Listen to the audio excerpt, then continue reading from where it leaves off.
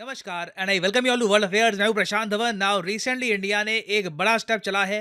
India में देखिए laptop, tablets, उसके अलावा पर्सनल कंप्यूटर एक्सेट्रा कई आइटम्स पर रिस्ट्रिक्शंस लग चुकी है इंपोर्ट पर। ये एक मेजर स्टेप है। यहाँ पर आप देख पाओगे India restricts imports of laptops, computers and tablets. अब अगेन मैं यहाँ पर एक बात बोलूंगा आपको, कंप्लीट बैन नहीं लिखा हुआ, यहाँ पर रिस्ट्रिक्शंस लिखा हुआ है। तो कुछ केसेस में जो है इंपोर्ट अलाउ होगा।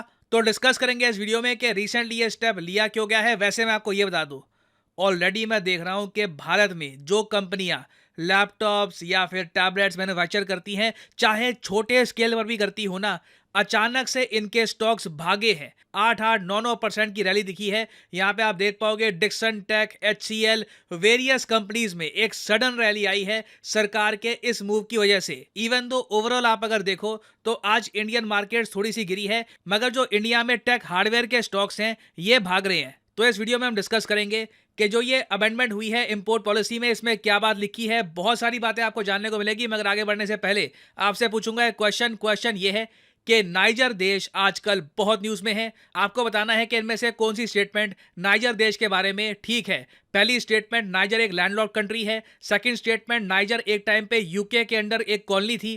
थर्ड स्टेटमेंट, नाइजर की सबसे बड़ी आबादी है अफ्रीका में। फोर्थ स्टेटमेंट, नाइजर में जो मेजॉरिटी पॉपुलेशन है ये क्रिश्चियनिटी फॉलो करती है। कमेंट सेक्शन में करिए उत्तर, सही आंसर आपको मिलेगा वीडियो के एंड में। Okay, so without a doubt जो सरकार ने ये किया है, एक बड़ा बूस्ट मिलेगा यहाँ पर आत्मनिर्भर भारत को। मगर एक क्वेश्चन यहाँ पे आप पूछ सकते हैं, क्या ये सब करने की आवश्यकता थी? ये एक बड़ा डिसीजन है और इसका इम्पैक्ट लोगों को फील होगा। जो हाई एंड लैपटॉप्स लोग पहले परचेज करते थे बाहर के देशों से इंपोर्ट करके, ये महंगे होने वाले हैं, क्योंकि इंडिया में जो इन्वेंट्री थी उसके दाम बहुत ज़्यादा बढ़ जाएंगे, क्योंकि बाहर से लैपटॉप अब आने नहीं वाले ना।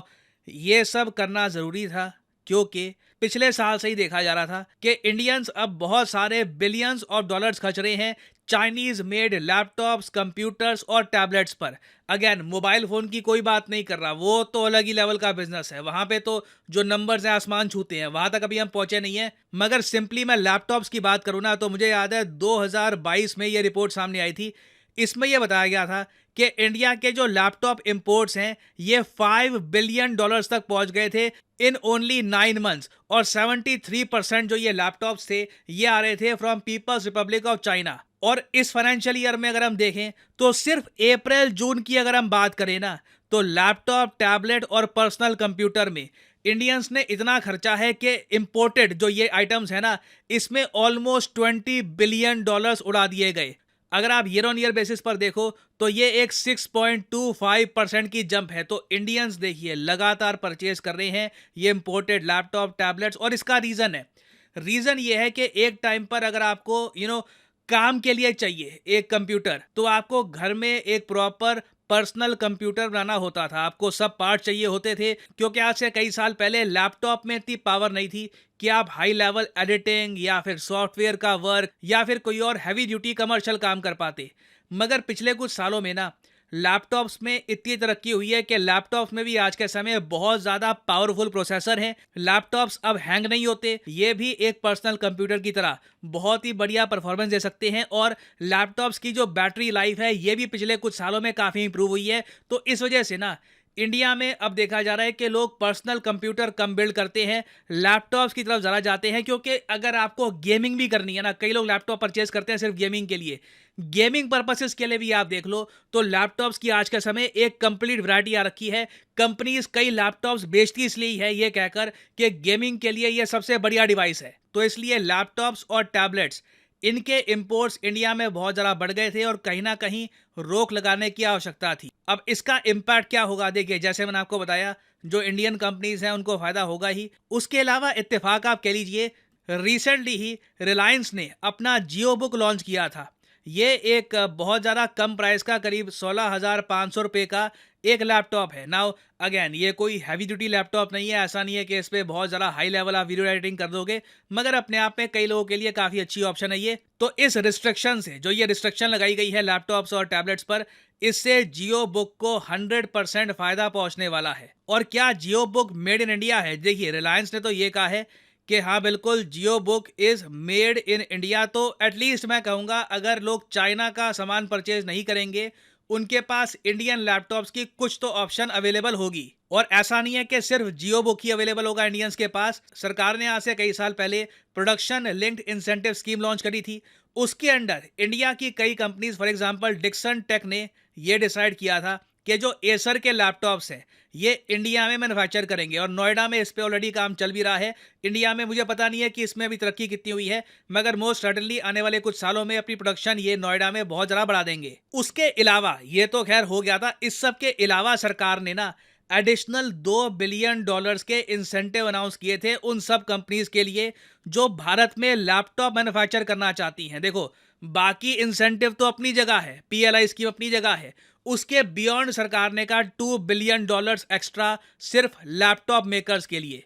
वैसे इस स्कीम में टैबलेट्स भी कवर होती है, मगर लैपटॉप पर प्राइमरली मेन फोकस है सरकार का। अब यहाँ पे आपका एक क्वेश्चन ये भी आ सकता है, चलो ठीक है, जो भारतीय इंडस्ट्री है उसको प्रमोट करना है, हमें आत्मनिर्भर भारत को स्ट्रॉन्ग करना है, मगर इस बीच मान के चल लो कि इंडिया में कोई रिसर्च एंड डेवलपमेंट सेंटर है, कोई नया सुपर स्पेशलिटी हॉस्पिटल ओपन किया जा रहा है, उनको बड़े स्केल पर लैपटॉप्स कंप्यूटर चाहिए, तो वो कहाँ से आएंगे? देखिए, ये बात साफ लिखी हुई है कि exemption from import license is provided for up to 20 such consignments for the purpose of research and development, testing, benchmarking, evaluation, repair, re-export, product development purposes. तो सरकार ने यहाँ पर ये बात बताई है कि हम समझते हैं कि कुछ यूनिक केसेस में हमें अभी भी बाहर के लैपटॉप चाइनीज मेड हो या फिर कहीं के भी हो, वो इंपोर्ट करने की आवश्यकता होगी। तो उसके लिए ना रूम ओपन कर रखा है। तो कंप्लीटली ऐसा नहीं है कि बस अब इंडियन लैपटॉप लो वगैरह, बहुत ज़्यादा सोच समझकर